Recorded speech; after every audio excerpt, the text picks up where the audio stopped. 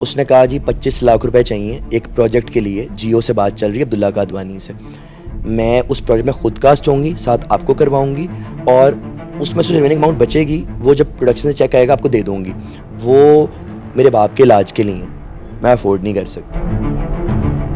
Project वाली बात भी झूठ, बाप के इलाज वाली बात भी झूठ, कमिटमेंट्स भी झूठ, ना गाड़ी वापस मिली ना अमाउंट वापस मिली। जब कन्फ्रंट किया गया तो थ्रेट्स का, ब्लैक मैजिक का, सॉल्ट का सिलसिला स्टार्ट हो गया और असली चेहरा सामने आ गया। और फिर एक फार्म हाउस मुझे बुलाती है सेटलमेंट के लिए। जब मैं वहाँ पहुँचता हूँ वहाँ पे बमासला हमला हो जाता है, FIR हो जाती है और फिर हम लोग मीडिया पे आ जाते हैं। तो वो मेरे ड्राइवर और मेरे मैनेजर को तरीके से थोड़ा साइड पे करके कहते हैं कि असद भाई से बात हो रही है, आप लोग को बुलाते हैं। उनको बंद कर देते हैं कमरे में, गार्ड्स आते हैं इनके, मुझ पे कलाशनें तान देते हैं और मुझ पे तशद्दुद करना शुरू कर देते हैं। वो करती ही है, लोगों को प्रोफेशनली पर्सनली ट्रैप करके उनको फाइनेंशियली उनको लूट के फिर उनको कॉर्नर कर देती है और उसके बाद फिर आगे मीडिया बोलती मैं बड़ी सेल्फ मेड हूँ। तो वो तो उसके तो पल्ले कुछ भी नहीं है।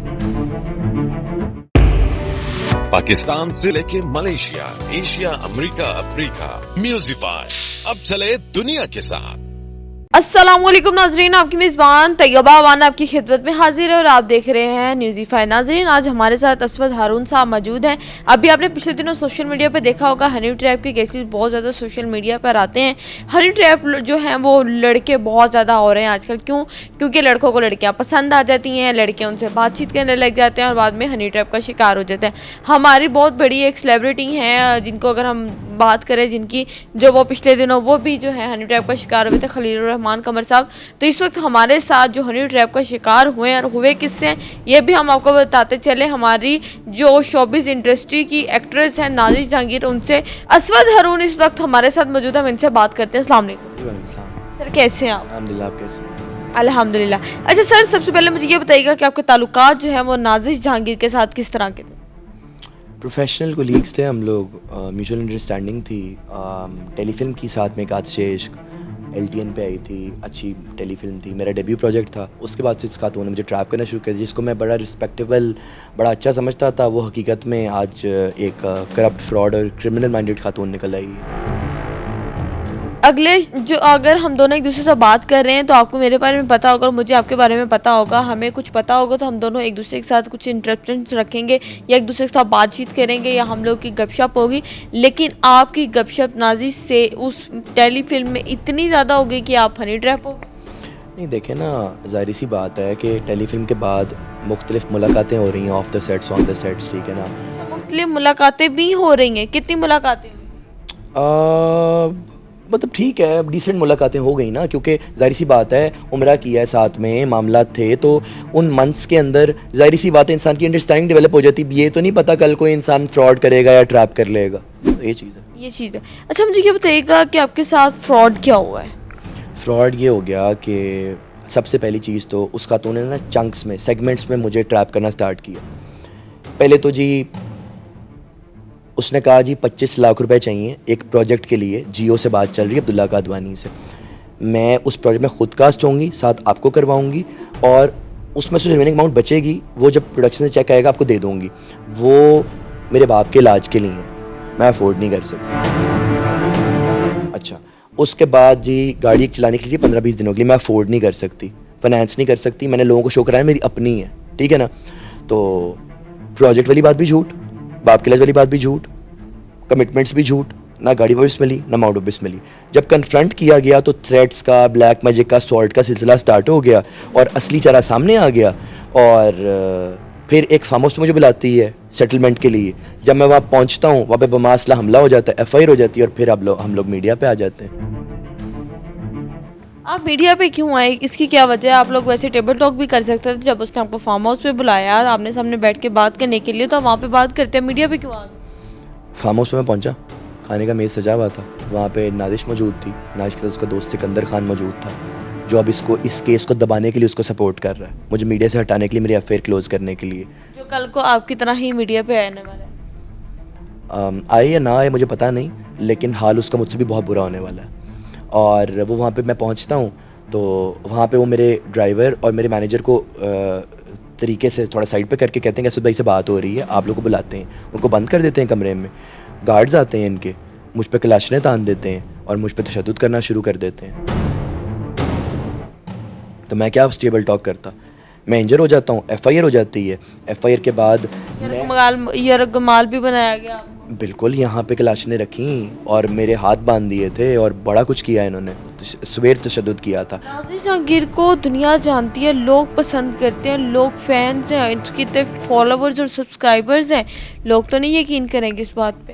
क्यों नहीं करेंगे? सारे प्रूफ्स दे रहा हूँ ना मैं आपको, आप दिखाएं अपनी ऑडियंस को, ट्रांजैक्शंस के, उन आइटम्स के, वो गाड़ी के, वो चैट्स, वो एक एक चीज़ के, फार्म हाउस असॉल्ट के। फिर आपने कहा कि उसको लोग पसंद करते हैं। इस इशू को जब से रेस किया गया, एक बंदा या बंदी उसके सपोर्ट में आके नहीं खड़ा हुआ, क्योंकि मोहसिन अब्बास और फातिमा सुहेल केस में पहले भी अरेस्ट हुई थी। नंबर 2, वो करती ही है, लोगों को प्रोफेशनली पर्सनली ट्रैप करके, उनको फाइनेंशियली उनको लूट के फिर उनको कॉर्नर कर देती है, और उसके बाद फिर आगे मीडिया बोलती मैं बड़ी सेल्फ मेड हूँ। तो वो तो उसके तो पल्ले कुछ भी नहीं है। वो तो आपके पास, आप करते क्या हैं? आपके पास इतना पैसा कहाँ से आया कि आपने गाड़ी भी दे दी, 25 लाख रुपए भी दे दिए, आपने उम्रे भी करवाए, आपने टिकट्स भी इनकी करवाई, लाहौर से Karachi, Karachi to Islamabad, Islamabad to Karachi, Karachi to Lahore. इतना पैसा आपके पास कहाँ से? फैमिली बिजनेस है, कंस्ट्रक्शन का, और 1-2 और मेरी कंपनीज है लंदन में क्लोथिंग की। इतना आपने नाजिश को दिया, इतना आपने आज तक उसको दिया जो इस चीज़ का हकदार है? मैं बहुत फॉन्ड हूँ चैरिटी का, और मैं मुस्तकों की हेल्प करने में बहुत ज़्यादा इंटरेस्ट रखता हूँ, और मैं चैरिटी निकालता रहता हूँ, और मैं ऐसा मानता हूँ कि अगर मैं किसी गरीब की मदद करता हूँ तो अल्लाह पाक मुझे उसका ट्रिपल रिवॉर्ड करेगा। नाज़िर जहांगीर को जो आपने इतने पैसे दिए, वो आपका केस करने का जो मेन मकसद वो रिटर्न है या माफ़ी है? दोनों चीज़ें। एक, माफ़ी, क्योंकि मेंटली हरास किया गया है मुझे, मेरी फैमिली को। दूसरा, वो अमाउंट और गाड़ी हमें हमारी रिटर्न की जाए, हमारी होने के अलावा वो डिज़र्व भी नहीं करती उस चीज़ को। जिससे करियर बनाओ, जिससे पैसे का, और उसके साथ बदमाशियाँ लगाओ, बाद में उस पर गन्ने तान दो, अजीब सी बात लगती है। फिर सबसे मेन बात ये है कि रिच एक्टर्स और एंटरप्रेन्योर्स को लूट कर जब ट्रैप करती है, तो ये तो लोगों के घर तबाह कर चुकी है पास्ट में, 4-5 साल से ऐसे कर रही है लोग। आपको ये किसने कहा? मोहसिन अब्बास और फातिमा सुहेल केस आप रीड तो करें गूगल पे कि क्या हुआ था। ये 4-5 साल से मैं कोई 15वां-16वां बंदा हूँ इसकी लिस्ट पे जो इस ट्रैप का शिकार हुआ है। ये करती ही है सबके साथ। अब कोई अपनी इज्जत के लिए दब जाता है, कोई डर के दब जाता है, कोई किसी में हिम्मत नहीं है कोर्ट्स और मीडिया तक आने की। तो मैं खड़ा हूँ, सच के साथ खड़ा हूँ। जुल्म हुआ है, क्यों ना आवाज़ उठाएं, किसी की ऐसी की तैसी को हमें दबा जाए तो। अच्छा, यहाँ पर मैं ये बताइएगा कि नाज़िर जहांगीर ने इस केस के बाद आपसे कोई रब्ता किया है या आपसे केस साइड पे हटवाने की बात की है, या अब उसने कहा है कि मैं आपको रिटर्न करूँगी? रिटर्न की तरफ भी नहीं आती, पॉलिसी की तरफ भी नहीं आती। राब्ते हुए हैं, चाहे डायरेक्टली हुए चाहे इनडायरेक्टली हुए, तो यही हुआ है कि FIR वापस लो, मैं वो सिकंदर के थ्रू FIR दबवा दूँगी, और मीडिया से हटो, नहीं तो गेट पे फायरिंग करवाऊँगी। मैं कहा करवाओ, 2 बार करवाओ, 4 बार करवाओ। लोगों को थ्रेट्स कॉल्स आ रही हैं उसकी तरफ से? पिछले 1 मंथ से डेली बेसिस पे आ रही हैं। डेली बेसिस पे आ रही हैं। तो अब आप क्या चाहते हैं कि नाज़िर अगर आपसे माफ़ी मांगे तो आप उसे माफ़ कर देंगे? मैं माफ़ नहीं करूँगा। बात अब माफ़ी से बहुत आगे चली गई, अब बात सेल्फ रिस्पेक्ट की आ गई है। आपको पता है कि कहते हैं कि औरत के कानून जो है वो औरत के हाथ में है। औरत खुद अपनी कमीज़ भी फाड़ दे और दुपट्टा सर से हटा दे, मर्द का नाम लगा दे तो पुलिस उसके हक। देखें, बात ये है कि अल्लाह पाक तो बैठा है ना ऊपर इंसाफ करने वाला। बात ये है कि झूठ के पाँव बहुत छोटे होते हैं। वो तो ऐसा उसका भिनोई बोल रहा है हमारे SHO को कि इस पे कोई जाली पर्चा दिलवा दो, इसकी गाड़ी में कोई ड्रग्स रखवा दो, इसको कोई ऐसा फंसा दो कहीं पे कि मजबूर हो जाए FIR वापस लेने पे। तो करा दें ना, कर दें, हम डरते हैं। बात ये है कि हमारा कानून अब इतना भी वीक नहीं है कि कोई खातून आगे कहे कि जी मेरे साथ ये हो गया तो इसका नाम ले लिया जाए। यूँ भी नहीं होता मैडम, कैसी बातें कर रही हैं आप। लेकिन अगेन उन लोगों के माइंड में चीज़ें चल रही हैं, लेकिन अल्लाह पाक बैठा है ऊपर इंसाफ करने वाला। दूसरा, जब सारे प्रूफ्स मौजूद हैं और हम मुद्दई और मुलजिम वो हैं, तो डर किस बात का। अच्छा, मुझे ये बताइएगा कि जो सिकंदर साहब हैं वो, उनका नाज़िर से क्या ताल्लुक है? रिश्तेदार हैं या उनके नेबर्स हैं या उसका फ्रेंड है या बॉयफ्रेंड है या हस्बैंड है? ये नाजिश का बॉयफ्रेंड है और गार्डन टाउन में एक कंपनी है SS ग्रुप, ठीक है ना, ये उसके ओनर का बेटा है, ठीक है।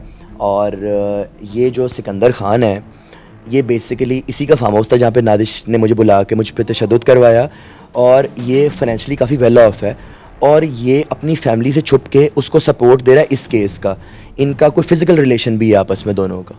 अच्छा, मुझे ये बताइएगा कि सिकंदर जो है, सिकंदर की आपकी इससे पहले कोई मुलाकात या गपशप या फ्रेंडशिप रही हो? नहीं, बिल्कुल भी नहीं। सिकंदर का मुझे इस तरह पता है कि मेरा एक बचपन का दोस्त है इब्राहिम, और वो बहुत मतलब वेल ऑफ है, और काफ़ी बड़े बड़े सियासतदान मौजूद हैं उसकी फैमिली में, ऑन एयर नाम नहीं ले सकता।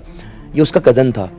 नाजिश ने इसको मिडलमैन डाला, ये बात हाइड करके कि ये इसका कोई मतलब कि कोई इसका यार यू टाइप या गॉड फॉरबिड कोई गलत किस्म का रिलेशन वाला बंदा है, और इसने कहा कि आप उस फार्म हाउस पे तो आपको आपका मामला फिनिश कर देते हैं, अपनी गाड़ी लो, अपनी माउंट लो, मामला क्लोज कर देते हैं।